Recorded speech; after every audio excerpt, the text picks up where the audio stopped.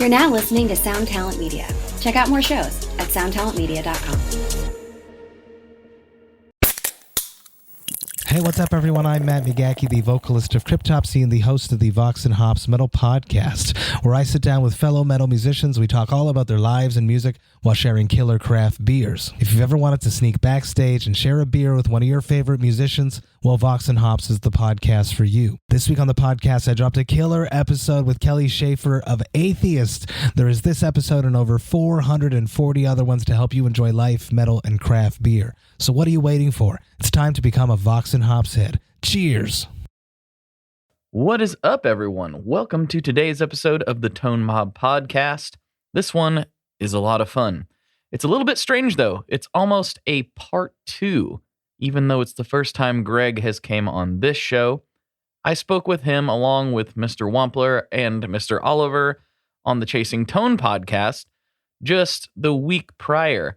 So if you haven't heard that one yet, you might want to slide over and listen to that one before you listen to this one, because this is like a somewhat of a continuation of that podcast with just Greg and myself. You don't have to, though. This can totally stand on its own as an episode. We don't really talk about gear that much, though. We talk about more just living the life of a musician and content creator, and it was a really enjoyable chat. That said, if you are a subscriber to any of the premium content, whether that is directly on Apple Podcasts or over on Patreon, we get quite gear nerdy in that section of the episode. So just a little plug. If you'd like to support the show, that is the best place to do it. For $5 a month, you're going to get extra content delivered to your ears every week. And occasionally those episodes can go really deep and really long. In fact, the one I did with Kevin Dye from Gates, which if you haven't heard the main episode for that, it's really good. Go check it out. We actually spent another 2.5 hours or 2 hours and 15 minutes, something like that, exclusively for the supporters of the show. So just a quick little plug for that. If you can support the show, I would really, really appreciate it. And I try to crank out as much content as I can for those folks. So there you go. If you want to go to patreon.com/tonemob or just click subscribe in the Apple Podcast app, that helps out immensely. Okay, let me stop talking so I can start talking with Mr. Greg Koch. Here we go.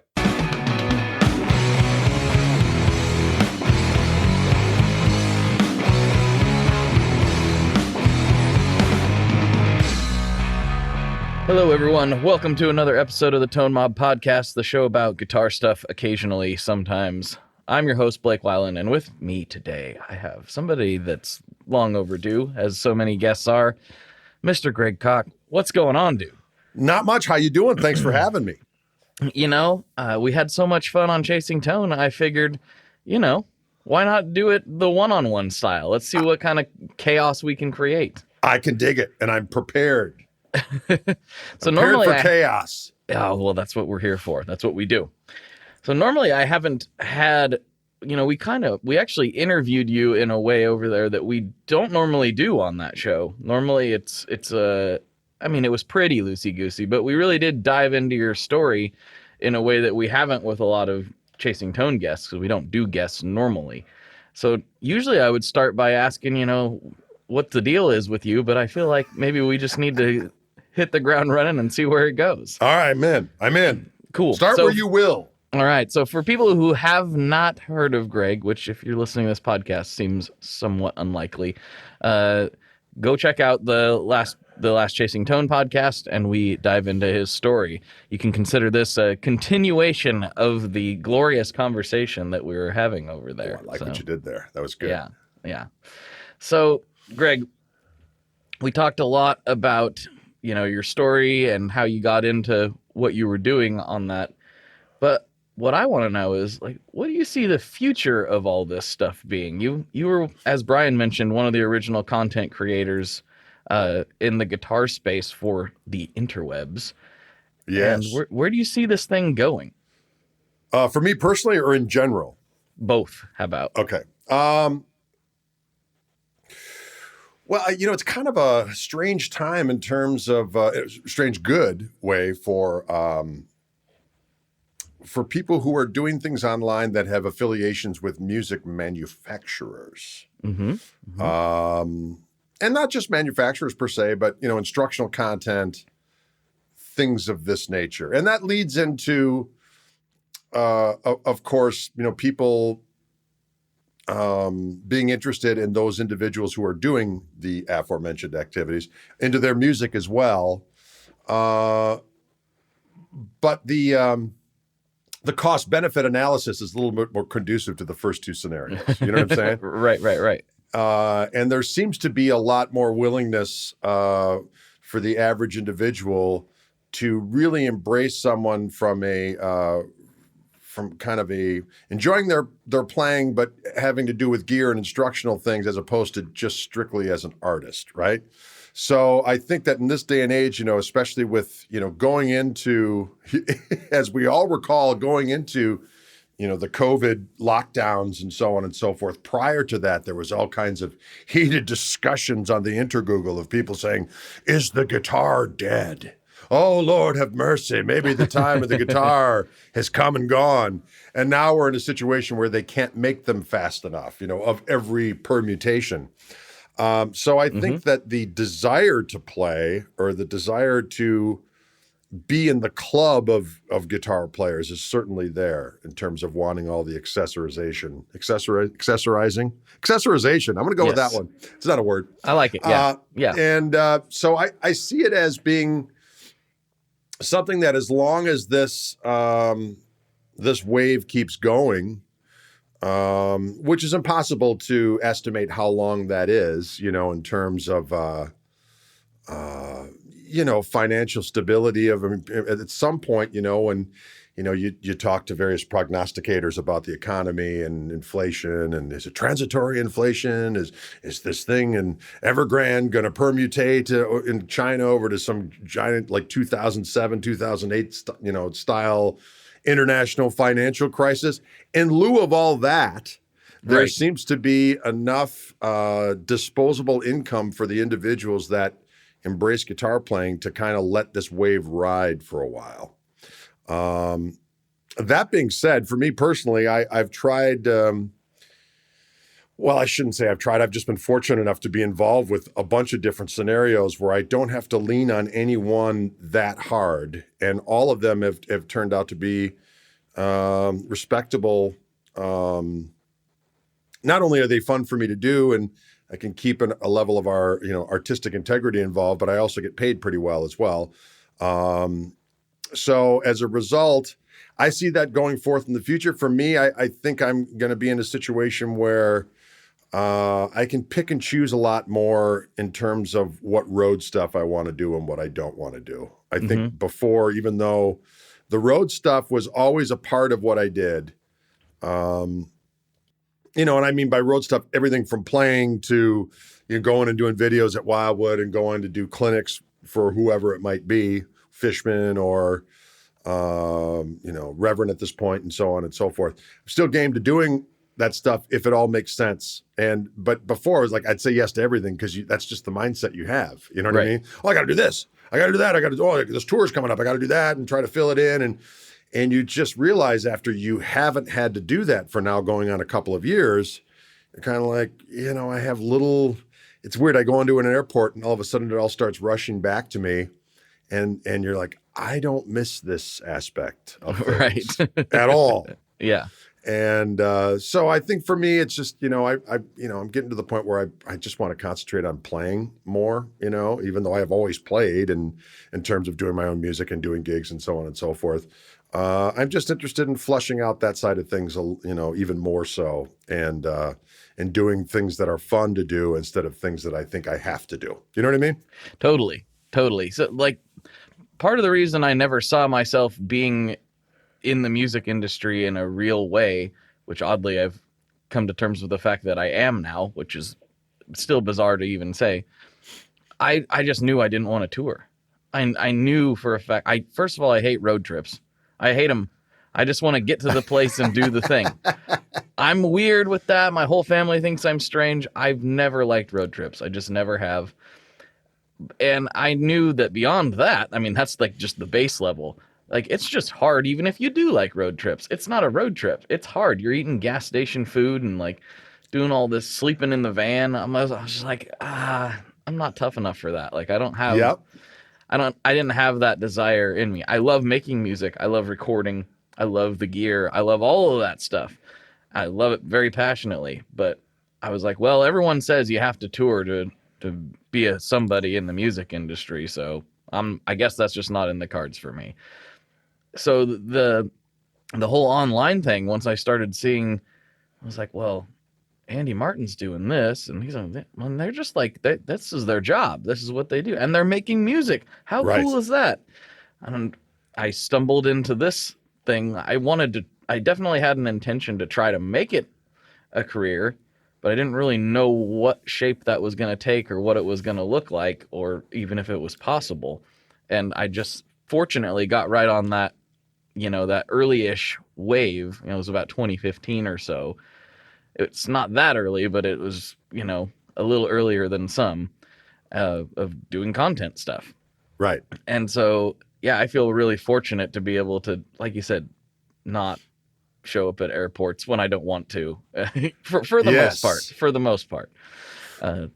Well, yeah. To your point, I mean, there's a lot of romanticism about the road. You know what I mean?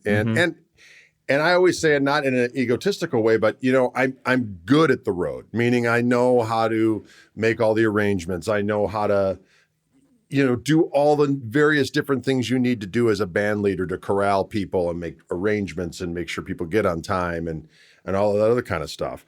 And when you're in the midst of it, you don't really kind of take stock of the toll it is having on you psychologically, right. when you've got to have all these plates in the air, and so when it stops and you're like, oh, and then you're realizing, well, the sky didn't fall because I didn't do X, Y, and Z. I'm enjoying all the different things I get to do and so on and so forth. And then when you just start to dip your toe into that world again, you're kind of like, oh, Jesus, no. Yeah. Yeah, and I know that's not the case for everybody. Some people are kind of addicted to it. Like, they love doing that, even the grimy parts, it seems. They just can't wait to get back out on the road, or at least that's the attitude they project. And I don't fully understand that, but I appreciate it because I love live music. So I'm glad that there are people who will come to me and play a show for me. I love it. Exactly. I think that, there's a lot of different ways of obviously doing the road. I mean, I've never toured on a tour bus. I mean, every tour I've done has been my own band, down and dirty in a Sprinter with a cab on it, something like that.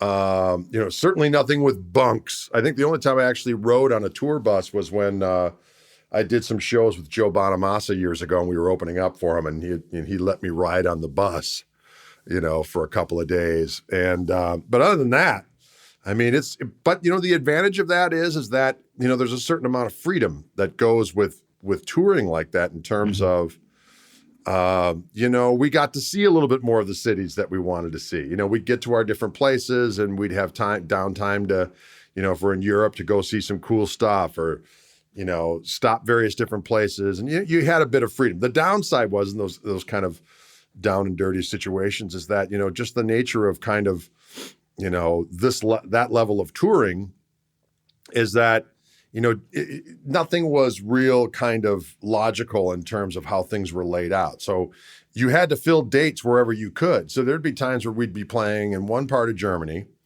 and you'd play there and then you'd drive 8 hours to do another gig the next day, only to drive 9 hours back to an hour away from where you were the day before. You know what I mean? Right. Because that's just the way it turns out. You need a place that's going to pay you, it's going to put you up, that's going to feed you and all that other kind of stuff. And again, when you're in the midst of it, you're just down and dirty, like, hooray, castles, Schnachtplots, you know what I mean? Whatever, Baccarat, good times. And, but when it ceases, you're kind of like, oh yeah, okay. Right.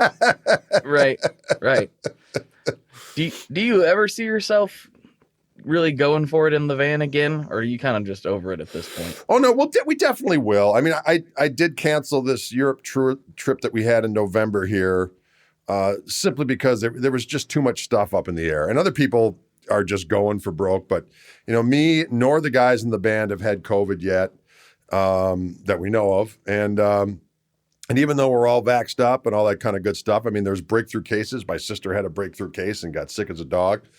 And then there's the whole aspect of, okay, well, I'm over in Europe. What if one of us gets it and now we've got to be quarantined for 12 days? Well, who's going to pay for that? You know what I mean? I'm going to stay in a hotel.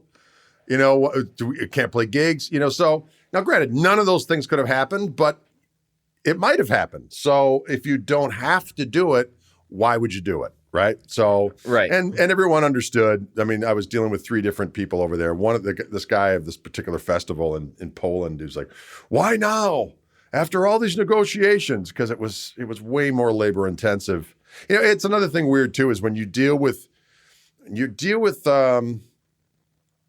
well, there's a certain mentality that promoters, not all of them, but certain people have, that musicians are desperate to do stuff. And so they put forward scenarios like, oh, can we get you for this? And can we get you for that? And, I really can't afford this. And I'm in a situation where, I'm fortunate enough that I'm not desperate to do any of the number of different things. And I just simply look at it from a point of view of, I can make that without leaving my house. Why do I want to, get on a dodgy airplane, go to the middle of nowhere, wonder what kind of gear you're going to have for me, maybe get sick with some pestilence and maybe get, whatever the case may be. So this one guy, I said, yeah, we're not going to, we decided against it because everything. Well, what are you basing this on? I did like a screenshot of all these articles that were out in the last 24 hours of when I had, when this was going down, which talked about, the Delta variant and all these different things happening. I go, oh, this is what I'm basing it on. So, whether that guy will book us again or not, I have no idea. But at this point, it's like, okay, oh well. You know what I mean? No, I totally get it. I understand. And I also understand both sides. I understand why people are just going for it. Yeah. And I also understand why people are being reserved. And I don't know why that isn't, for some people, that isn't an okay position to have. I'm like, no, I get it. I get both. I understand both sides. I understand both sides too. Yeah. I mean, if you got to go out there and do it and you're taking all the safety precautions and are prepared for all the eventualities, and you're going to, especially again, because I'm fortunate because I was set up pre-pandemic to be able to ride it out with stuff that I could do from online and so on and so forth. So I was in a rarefied situation, which I was grateful for. But if you were somebody that absolutely had to go on the road to make money, man, it's pretty terrifying. The unfortunate thing, and I've talked about this with a lot of people on this show, the real unfortunate thing about touring in particular is the narrative that's been pushed for basically since, Napster, is that touring is the only way musicians make money. You got to tour. It's the only way to make money is to go on tour. And the sad reality of that is a lot of tours lose money. They do. They just, it's just reality. Yes, you can make money. Yes, it is a thing to do and it is a way to do it. But it's just kind of difficult in general, all around, to try to make a full-time living playing music. And it's not that it can't be done. It's just that it takes a lot of determination to do so. And touring is not all right, we're good now because we're back on tour. It's like, maybe. Right. Well, especially now that you can't, possibly play at venues that are filled to, 100%. And, we're doing a gig in February down in Chicago, and the place was like, well, we would prefer if you would do a proof of vax or negative COVID test to get in. And I said, well, yeah, absolutely. Because if the venue's asking, it's like, who are we to say, well, we're going to expose all of your people that are working for you to the possibility of, and people can argue left, right, and center about this, that, and the next thing. But the bottom line is people are getting sick because they're getting exposed to stuff.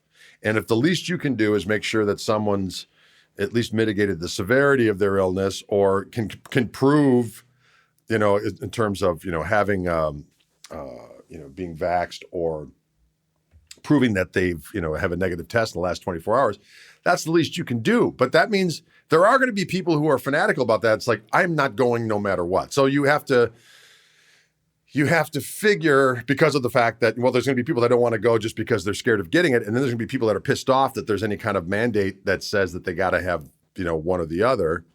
So the possibility of playing at rooms that aren't filled to capacity is pretty realistic, you know? Right. So, and for people that absolutely have to get a number of different people into a place in order to make sure they're making their dough. You know, right before COVID, we had finally started touring a lot with the trio I have with my son and Toby on the organ. And we got a good agent who'd been representing us from down in Austin. And it was going great. But, you know, it was a lot of work. We were making money, but, you know, we're making money because it's the three of us in a van, right? Right. And, Right. And it's three of us in a van, and we show up. And, you know, for us, if we get 50 to 100 people in a place, you know, that's in the middle of nowhere, that the only advertising that's going on really is what we're doing online.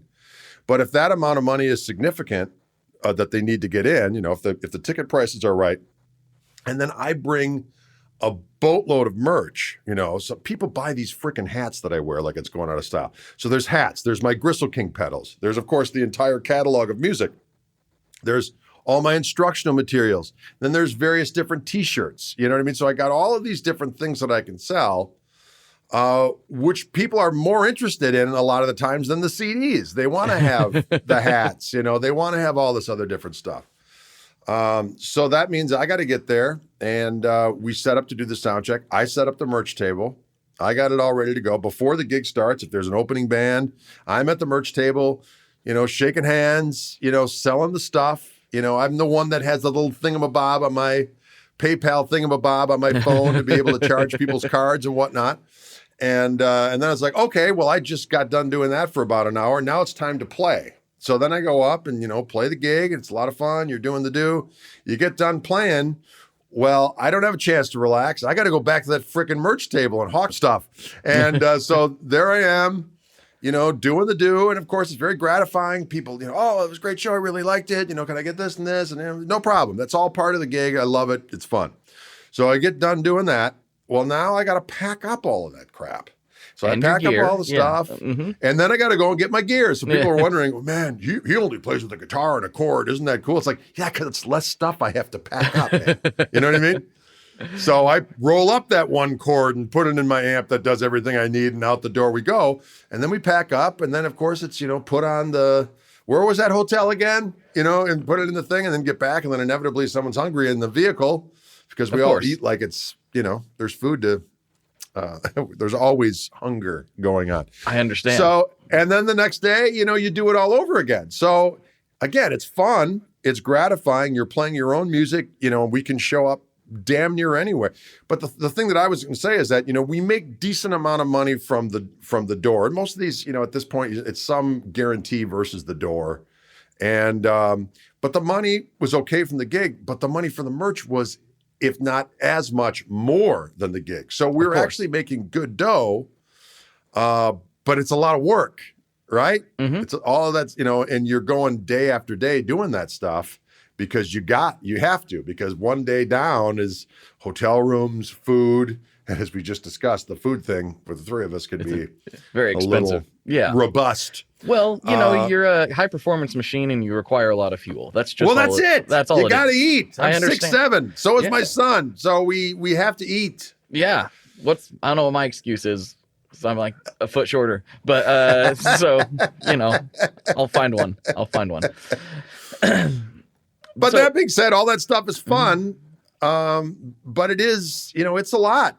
And then putting all those things together, it's, you know, there's all of the stuff going into the tour. Now, granted, you know, when you're talking about, you know, a next rung up, right? So you got people that are a little bit more robust in terms of their followings and so on and so forth. So they're going out with a tour bus and so on and so forth. They've got roadies, a couple roadies, you know, whatever the case may be, a bus driver, whatnot.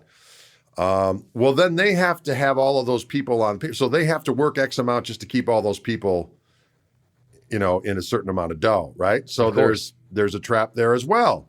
For us, it's like we make pretty good dough, but it's a lot of work. But there's so much work on the front end of that as well. Are we promoting it accordingly? Hey, you know, I've tried to get a hold of so-and-so from this place. Can you get a hold of him? Well, he's a friend of Greg. So, you know, so then I've got to have my hands on all of it. You know what I mean? Right. And I kind of have a little expression that I like to use. If you want something done right, don't do it at all.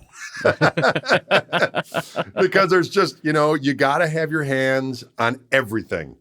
The upside of that is that, you're in control, and that you don't need that many extra people to have to pay. And so therefore, there's a pressure when you have that many people's livelihoods riding on what you do, there's pressure, right? So, yeah.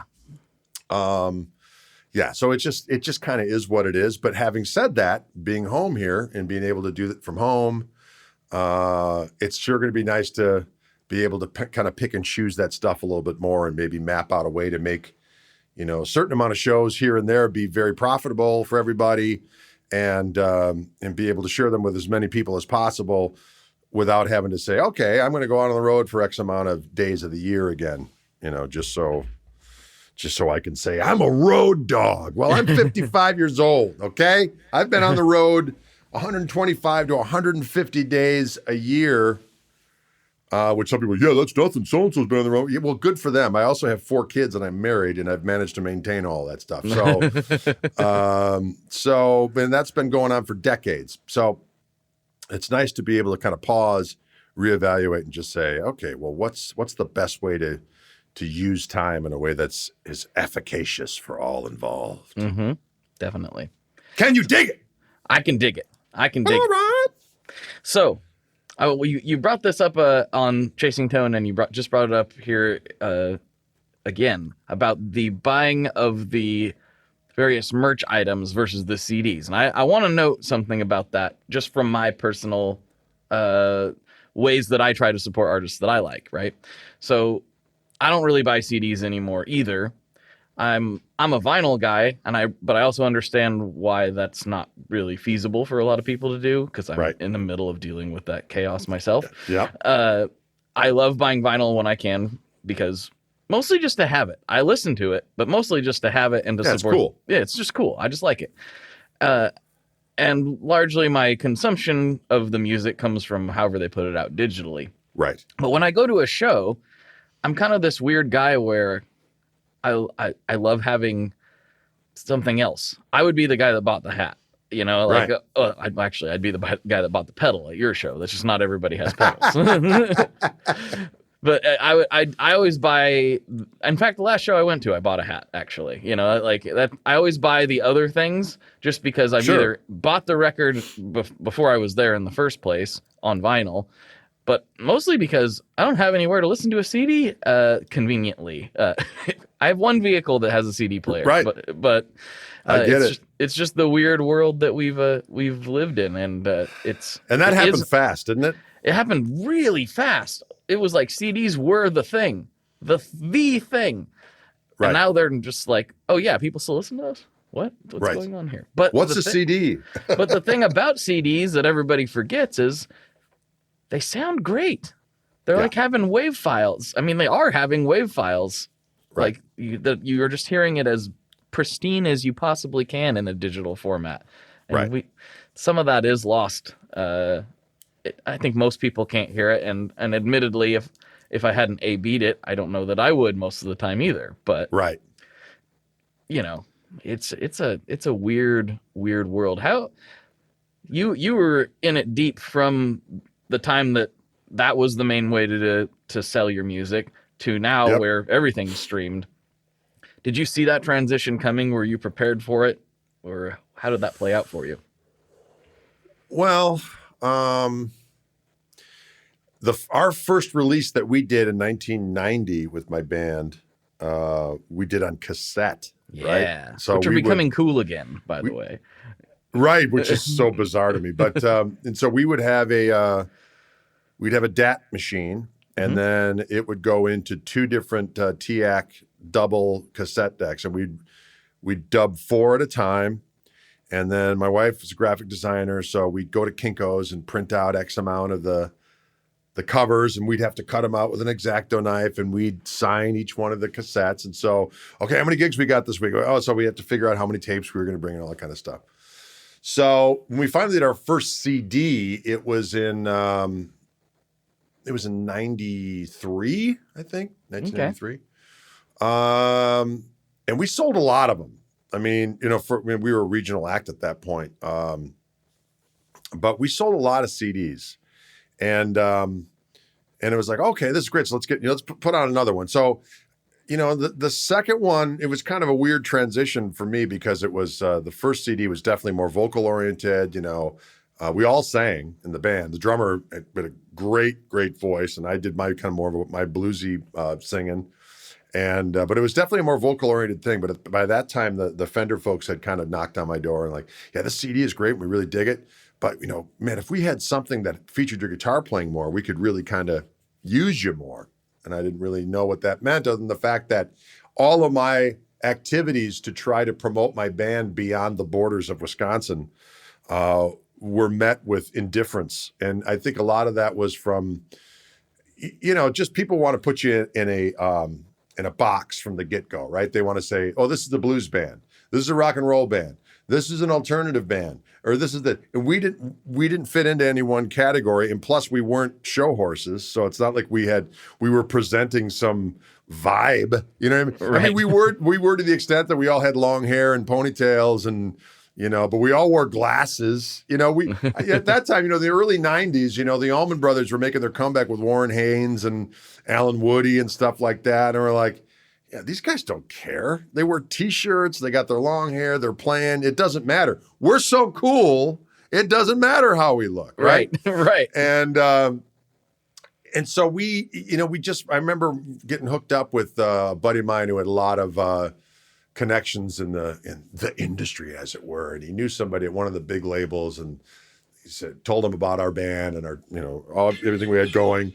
And he was like, well, how old are they and what do they look like? Was basically, and so that was Right. what I was up against, right? Right. And all of a sudden Fender comes across, and I had seen what they'd done with various different artists in the past at that particular point in time, and how much they were, they had, if they promoted these people, they provided a level of suspension of disbelief, So I was like, maybe that would be a good way to go. So I recorded this record called Strat's Got Your Tongue, which was all instrumental stuff.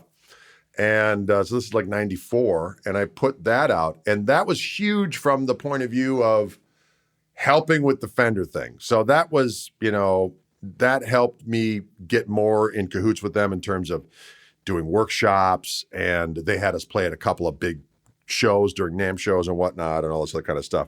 But it really kind of limited the career even more, because now like, well, not only can we not put it in a box, it's freaking instrumental music, right? And I'm like, oh. All right. So then we kept up, but what I noticed is that I could put out a record, and I could pay for it being made, and pay the guys in the band, and then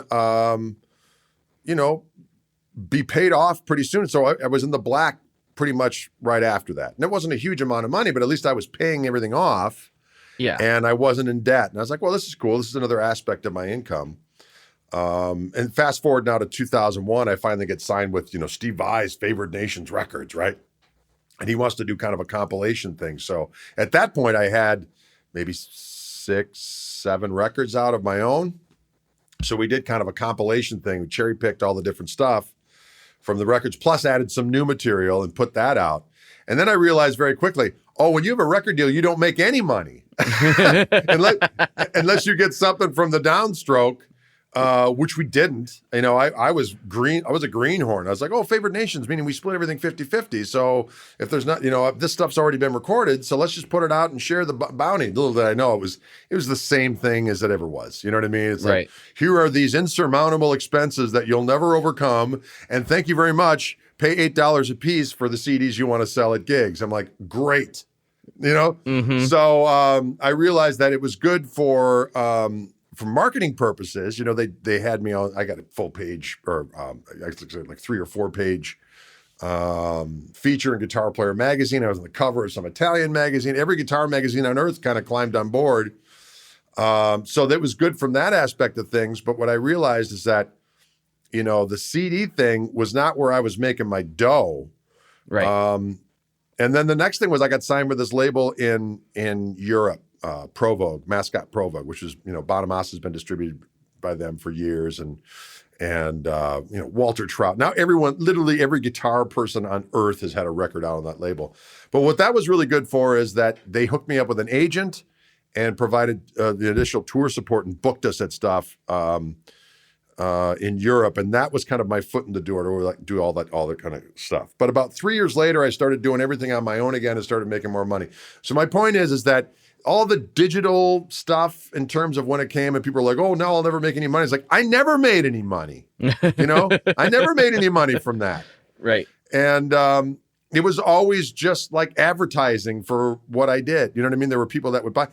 It was always very frustrating. And part of it, I would always think of I didn't promote, I'm not the best, although people might disagree. Oh, you're so great at promoting stuff. It's like, no, I love making the music. I love assembling it. I love producing it, getting the artwork done, all that kind of stuff. I freaking loathe, but my wife does it. And, we get it all together. We make sure everything's in. We sign off on it. We do a pre-sale. We sell a bunch of it. But then you've got to promote it. And you've got to, and unless you hire a press person, which I don't like doing because they're always like, hey, who do you know again? Right. Like, that's what I'm asking you for. Right. So they might know some ancillary, website, that will do a write-up on some website. All the juicy stuff for the contacts I already have. So anyway, the point is that that whole aspect of like really pushing a record and doing all the things, and you can hire a marketing person or a PR person, and all of a sudden, you'll be number one on the blues charts, which means absolutely nothing. You know what I mean? It's like all of these different things that people do to, oh my God, so-and-so's this, and so it's like, no, they're not making anything. I mean, I could be wrong in some instances, but I know personally people that are like, yeah, I was number one on the blues charts, didn't do anything. Yeah, I was like, okay. So for me, the whole aspect of, the digital stuff, and then people are like, oh, you make pennies on the dollar now for this, that, and the next thing. I will say this, is that for years I had various different, I always had different names for my different bands because I'm an idiot, really, if you want to come down to it. But, I always wanted to, if people know it's Greg Koch on the tone controls, they'll know it's this lineup and kind of this recipe of tunes. If it's just Greg Koch Trio, then it's me and two other guys and anything goes. If it's Greg Koch Band, it's this thing I did with this other group of guys. And then it's Koch Marshall Trio. Well, that's my son on drums and Toby on the organ. Greg Koch, another bad band. Well, that's me and Malford Milligan and Roscoe Beck. So you fast forward to the digital age. Well, now you want as many Spotify followers or at whatever format you're listening to, but on Spotify particularly, you want as many followers and monthly listeners as you can possibly get. Well, now there's separated monthly listeners for all of those different entities. Right. Right. So I don't have a lot of any one per se because they're all broken apart. So then I had this buddy of mine who's like, listen, I will take care of all this stuff for you. We'll re-release everything just under Greg Koch. So then I had to, get the rights back from a couple of different labels on particular albums of mine, get them all kind of, new numbers and the whole nine yards, reintroduce them. But then the CD Baby would or Spotify would spit the stuff back saying, yeah, we can't put this under just his name because on the cover it says, Greg Koch and the. So then my wife had to go in and redo artwork for all of those releases so that we could put it under just one name. So we've done that now. The only records that are kind of in limbo that are on their own are the Koch Marshall Trio records, which are just painfully neglected because you can't search under my name and find those for whatever reason. Right. But anyway, my point is that once I did put all of those records under one thing, and I've been telling people, hey, please follow us on Spotify. I'll throw it in at the end of a live stream or whatever else like that, or I'll print or I'll put like a little tune on Instagram or something like this and say, hey, this is from this record of this new compilation I just came out with. And so all of a sudden now I'm seeing some decent money monthly from CD Baby from all the different formats. And again, I'm like, well, this is certainly better than I ever made when I had a record deal. Right. You know what I mean? So that was kind of a long-winded answer, but yeah, that's kind of what's happening with all that stuff. So to me, I'm finally getting my mind around being able to Plus the other thing is, and again, I mean, I understand this, so it's not like me whining, but to me, I mean, there's a real difference in the way that maybe we were when we were younger, when we were searching an artist. I mean, if I found someone that I really liked, you know what I mean? I heard a song or someone mentioned, so-and-so mentioned this guy, and you check them out, you're like, man, what's this person all about? Well, you'd do the deep dive, man. You'd figure out, who did this guy listen to? Where did he come from? What are his records? Who did he play with? You do all that different stuff. And to me, it's just so wild that we live in an age where all of that stuff is in your hands on your phone. You have access to all this information. And so many times I'll see people, I'm not saying that there aren't still people that do the deep dive, but I do see a number of these questions that makes me really scratch my head. It's like, wow, do you have any records out of your own material? I'm like, what? What have the last 30 years of my life been for? Hey,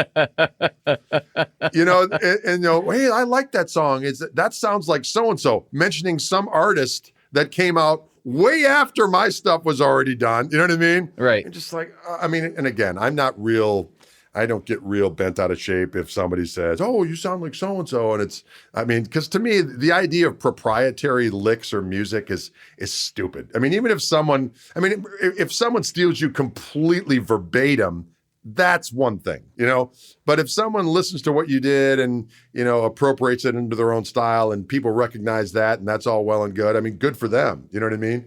But by the same token, for the love of God, people, do a little homework.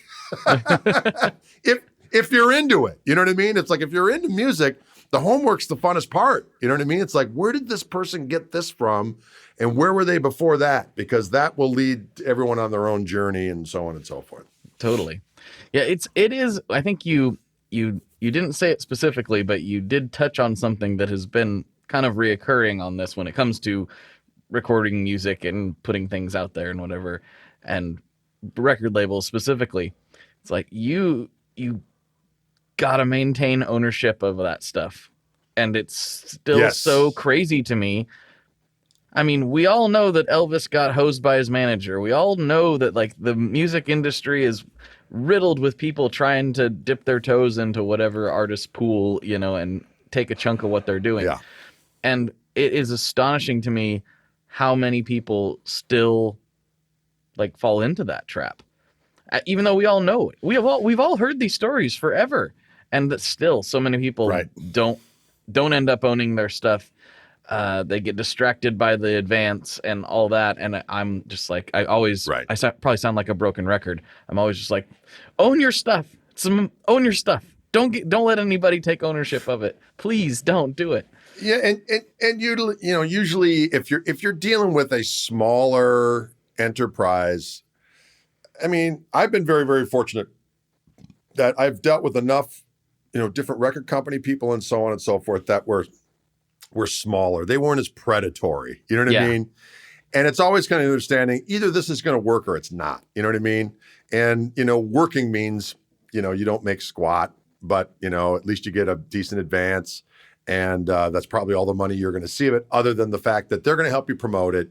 And then you can buy product, hopefully at a reasonable price, and sell it at gigs. And you have the codification, if you will, of being on a label so that people are like, he's signed. You know what I mean? Right. And so when the thing ends, neither of you have been too much of a pain in the other's ass so that you can make some kind of amiable departure that doesn't involve the deployment of too many lawyers, and that's the way I've always been. I always find it so disturbing. Every time I've had a bigger deal and you get a lawyer involved, it's just, my dad was a lawyer, so I don't have intrinsic lawyer hate, right? But to me, it's like one of those things. You hire these guys to look at the contract. They point out all these things that you should pull out, and you mention them to the record label, and they go, no. And then, right? And then you're like, okay, well, I guess we're either not going to do this or we're going to do it. And then you make sure that and usually, as I said, if it's a label that you've dealt with before, all the things that are in there are not going to be, they know the red flag, horrible stuff that absolutely no one's going to sign off on anymore. You know what I mean? Yeah, I hope so. And there's other things in there that are a little dicey and the lawyer points them out and you're like, yeah, but they're not going to take that out and whatever else. And then you signed a deal, and next thing you know, you're paying thousands of dollars for the lawyer who really did nothing other than tell you stuff you already knew. And then away you go. And then a couple of years go by, and then the label says, yeah, even though it was a 4-record deal, we're not going to take your next record. So what? The whole thing's done? Yes, I guess so. I mean, I guess I have, you could go and get your lawyer and sick him back on again to say, hey, what's going on with this? Didn't we have a thing? Well, you might as well just bolt and try to get your rights back from the first record and be done with it. Right. And so everything I've had in the past, it has been one of these things where I've maintained rights. One of the dumber deals I've done, it's just involving publishing. It's like publishing is one of those things. I mean, I own all my own publishing. There's a little on one of the deals I did, but I'm in the process of getting that all back. But I did a deal with a buddy of mine, actually, locally. And it's, it turned out to be, it's a favorable thing for the most part, but there's an aspect of it that, if I could do it over again, I'd probably adjust it in a different way and so on and so forth. But that's the thing that people don't understand as much. And I still have a hard time with it. I mean, publishing is needlessly complicated. Of course. They make it, there's writer share, and then there's there's publishing share, and it's 50% of the thing, but it's really 100%. And unless you're in BMI, and then it's this, and then they don't see it as 100, they see it 100%. Like, what are you talking about? Just play my stuff and give me my money. Right. And then you're always frustrated because you're like, I'm getting this ASCAP play sheet, and it's saying I'm making X amount of dough. I know that there are radio stations that have been playing my stuff. Well, they do these random surveys. I don't know how they can be random surveys anymore in a world of, in a digital world, right? How can they be random surveys? So, Elton John or Lady Gaga or whatever, they're at the top of the list. You know what I mean? They're going to make sure that they know exactly how much their stuff is getting played. Of course. Versus old Gregory Cockery from the Cheddar Curtain. He's a little bit farther down the list. So publishing has always been something that I find just absolutely fascinating. So I've gotten all that stuff together and made sure that all my I's are dotted and T's are crossed and so on and so forth. So at this particular point in time, I'm just trying to corral that stuff as much as possible so that I have everything locked so that, it can all eventually turn into significant or at least consequential spigots of money. Right. As I go into my older years. That's one thing that I've noticed from, getting into this heavier and talking to different people who have actually made a career in music. And that doesn't matter what area I'm talking about, whether it's the artist or the producer or the recording engineer or whatever. Almost every single person has the spigots. There's very few that I've talked to that has like, I do this one thing. I only work at this one recording studio, or I only run this one thing. I only do this one thing. Everyone's like, yeah, I do recording engineering by day, and then I run sound over at this venue at night, and then I do, I teach classes online about how to mic amps, or like whatever it happens to be. It's always multiple things, and I'm seeing that more and more myself. It's always multiple things. So people, you meet somebody that you've never talked to before, and of course the conversation always turns to like, well, what do you do? And I'm like, what do I do? This is going to be a very long, unnecessarily complicated answer to your question if I really want you to understand what I do. And you probably still won't understand it anyway at the end of the day, which is kind of funny. At least you can say, oh, I'm a guitar player. I never know what to say. I usually say I'm a podcaster if they look about my age. That's what I usually say. There you go. No. Yeah. It's been odd. I mean, over the years, I mean, to your point, it's like, I live in the town where I grew up. I've lived elsewhere, but when my wife and I got married, we were going to have our first child. I knew the schools around here were great, and it was like the wonder years. So we ended up moving back to this suburb of Milwaukee where I grew up, and but even though my band's been popular in the area, and I've had, I've got to say, I've had some pretty decent press over the years in terms of, I've been on the radio a ton, in terms I was a guest on a morning show all the time. Fairly decent coverage, and we were the house band for the Brett Favre show at one point, and and I would interface. I was kind of like a Paul Schaefer type character that would interface with the football players and the host and whatnot, and and would have decent coverage in the newspapers and whatnot. So it's not like I'm an unknown entity in my hometown. But that being said, growing, with my kids growing up, me being on the playground, man, I'd interface with people all the time who had no idea what I did. Right. And they would always look with pity upon my wife, like, oh, her husband's a musician. She must do everything. And like, I'm sitting on the couch smoking weed all day. You know what I mean? And so it was always weird over the, but then, people always want to think the most, practical side of you. You know what I mean? True. In terms of, I think he's a sales guy for Fender. I'm like, I'm not a sales guy for Fender. Or, he's a rep for Fender. I'm like, well, no, that's not what, I don't actually work for Fender. I'm just kind of, I go out and I do stuff where I just play. I remember I got back to do a gig in town with a buddy of mine who was quite a bit older than I am, but, a really excellent blues harmonica player. And I was doing a gig with him and I was playing. And I had just gotten back from a long road trip or whatever. He's like, man, your chops are really up.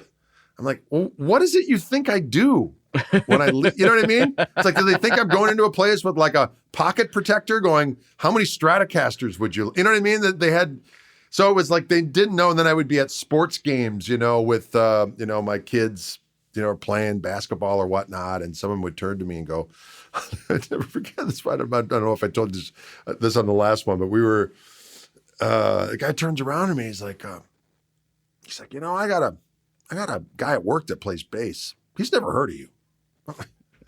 What? And so I was just so dumbfounded by the stupidity of his comment. I just said, well, what frickin' rock has he been hiding under? And it's, not that he should know it, but why say that? It's just so weird. And then I remember his wife, like a week or so later, I'm at a basketball game. She turns to me, where have your travels taken you to lately? And I was like, well, I was just out in Colorado. I said, well, Colorado, what were you doing out there? I said, well, actually, I go out there every month. One of the things I do is I do these guitar videos for this store out in Colorado. I play all the guitars and they film them and yada, yada, yada. Mm-hmm. Try to make it in terms that she could, easily quantize and understand. And she gives me this confused look on her face. She's like, why did they just hire somebody out there to do it? Jeez, this is quite the couple. I suppose they could, but they want me to do it. Oh, man. It's so odd. And then my favorite one, and I would get a little salty here and there. Now I'm just like, I just don't care. Because, everything's worked out. I really can't complain. You know what I mean? But, when the kids were younger and I'd be on these trips and I would come back and, and do some crazy stuff and people would always be, very sympathetic. And I understand my wife's back at home. She's fighting the Battle of Wauwatosa, the town that I live in here. Mm-hmm. I'm gone for a month, overseas someplace, doing this, doing that. I come back and I remember I was on the playground one day and this one gal says to me, she's like, your poor wife. I'm like, yeah, I know. I mean, it's a drag being around the kids all by yourself. She's like, when my husband would be gone for 2 weeks on a fishing trip, it was just hell. I go, really? Did he catch 10 grand while he was gone?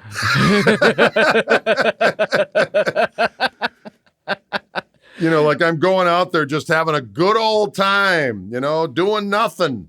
Doing nothing. Doing nothing for Team Koch, just kind of being a reprobate. Well, you're just a musician. All musicians, all they do is just, like you said, lay on the couch and smoke weed. We know that's true, right? Of course. That's all we do. Exactly. That's all we do all day long. We're the worst. Yeah, I did have I had some smoke damage to my house here a few years ago. And so there were some people in and out, and I knew a lot of them. I knew because they're just friends of the family and stuff. And one of the guys helping manage the whole project, he saw me coming in and out of the shed like all day long, and he's just like, what are you doing in there? I'm like, well, I'm recording the podcast. Making content, whatever it is. And he's like, some of us have real jobs. Oh, yeah. There we go. And I said, Yeah, I had one of those once. Kind of sucked. It kind of sucked. Exactly. They wish they could be self-employed. It was kind of like, I know he was joking, but it was also kind of like, all right, buddy. Right. Okay. Let's see you do it. You know, Exactly. Exactly. Not to say that I'm not extremely thankful and, very blessed to be able to do these things, but it is still kind of like, okay, well, I guess it just is that easy. It's just that easy, There's no effort involved at all. At all. Yeah, I hear what you're saying. And it's one of those things too, as you said, you're grateful to be able to do everything you get to do, and whether anybody else gets it or not should be of no consequence. But at the same time, every now and again, when somebody says something to you, like, do we really have to go through this again? Do I need to outline my day for you and explain what I'm doing every hour and why I was up till 2 a.m. the other night? Right. Do I need to explain that to you? Other thing, weird little things will get me, and I always try to not infer people's intentions when I see their written comment online someplace, because they could mean something totally different. And I have to say, I've been extraordinarily thankful and gratified to know that 99% of the people that comment on any of my stuff are usually people who are just enjoying it. You know what I mean? They're not Right. They're not taking offense or putting a line in the sand about some damn thing. But I had fun. I got this weird pedal the other day, the Earthquaker Pyramid Stereo Flanger. Yeah. Flanger. Yeah. And I put on this one setting where it sounded like it was like an Atari game. So if I hit it too hard, it would go. Pew, pew. So I was doing this syncopated thing. I was howling. My wife and I were literally crying. We were laughing so hard when we were listening to this thing. And I posted it on the inner Google. And some guy goes, "Someone's got too much time on their hands." And I thought, if you had any idea how little spare time I have. But I didn't respond I just said, well, truth be told, I don't have any spare time, but I do make time for lunacy. That's right. Which needs to be done. Absolutely. But yeah, it's an interesting thing. Someone's got too much spare time. Literally, I have none. But thanks for asking. Right.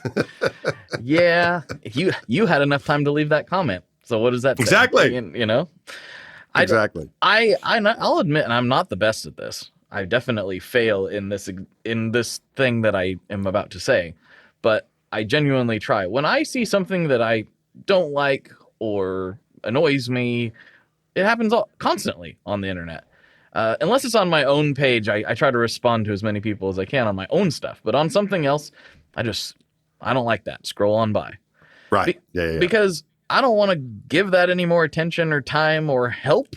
Like if it's something like a piece of content I don't like, I don't want to help it by leaving a comment. Right. And I totally agree. Just go away. Because you can tell the guys that are just desperately wanting to be responded to, and they'll say something that's rather incendiary, and then I just don't respond. And then other people will respond, and then he'll just keep going. And you're like, see, that's all they want. They want to be able to be the center of attention for a minute, no matter what it is. Yep. And go on and on and on. And I had somebody, I can't remember what the deal was. They said something.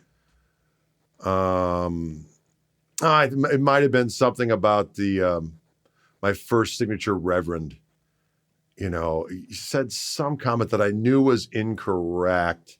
And I just responded to it in a really funny way. That's often the best. That's what I'll usually try to do. I'll respond and I'll respond with humor, I'm getting my point across, but it's humorous, so they have to laugh at it. But then he just kept on going, tried to be more funny and then I was gone. It's like, no, that's all you get.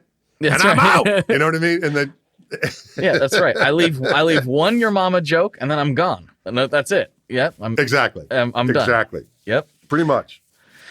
Well, I will say, a lot of people have the ability, to just be really good with interacting with people on all their different formats. I find it astounding, And you see, somebody who's they're responding to everything on Instagram, and then you go on YouTube and they're responding to the people on YouTube, and they're on Facebook, and I just can't do it. I try to be as, if somebody asks like a real specific question, I'll try to get to those things on all the different formats, but it's like it's hard enough for me to maintain some kind of sanity with all the different things going around here, not to mention all the family things that have to be done, than to be online all diggity doggone day. So I do my best, people. So if I don't respond to your thing, it's not that I think that my poop smells like potpourri. It's just that I'm trying to, stay married and solvent. Right. Which is very important, because if he doesn't do either of those things, then you're not going to see him anymore. So that's correct. Yeah, that's right. So we're nearing the end of the podcast here, and I have a couple classic questions. You know what we did? This happens all the time. We managed to not talk about gear at all. That's just amazing. That's amazing. But we will here in a moment. So I have a few classic questions before we dive into the shows for those that support the show.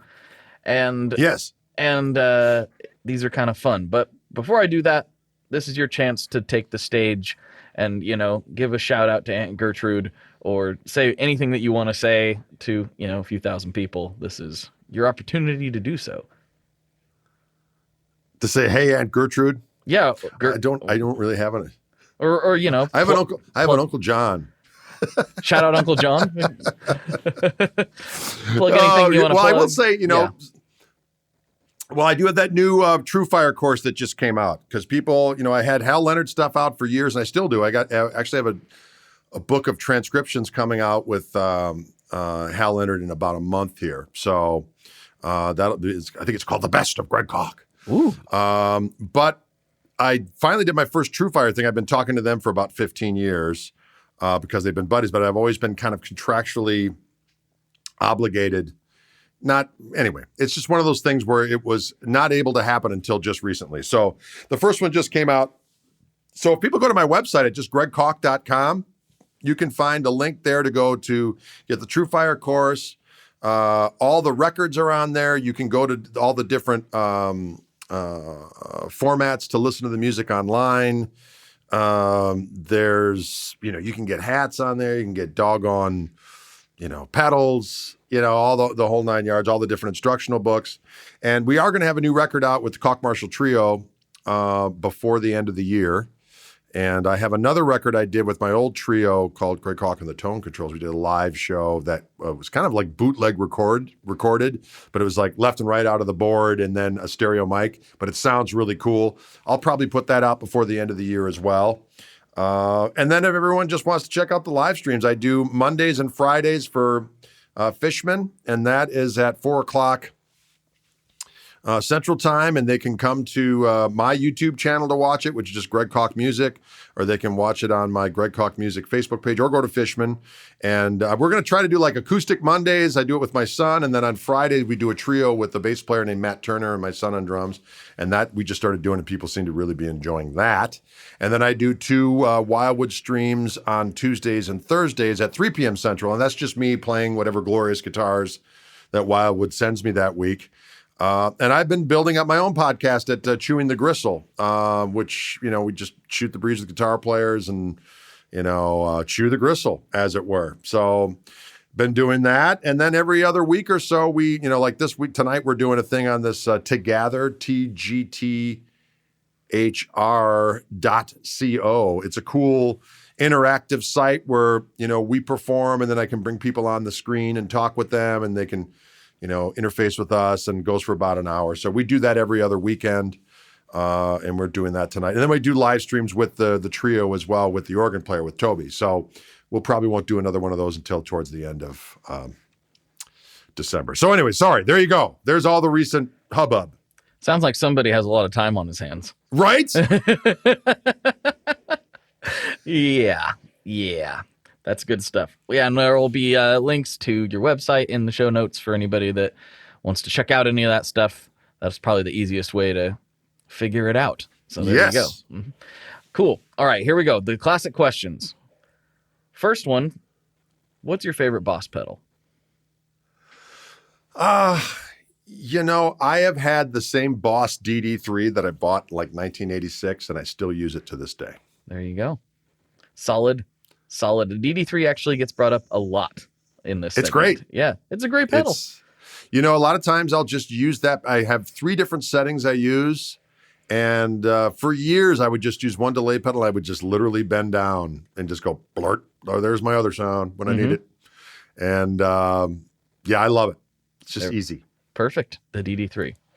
All right, now this is the heavier one. This is the one that kind of causes some some contention on the interwebs. Very controversial. Excellent. Yes. What is your favorite kind of pizza? Ooh, this is interesting. I will say that having had, you know what, I'm not a food snob. That being said, I know what I like, but the problem is I like everything. So Okay. If people talk about, New York pizza, I'll say absolutely. If someone talks about, Chicago stuffed, I'll go absolutely.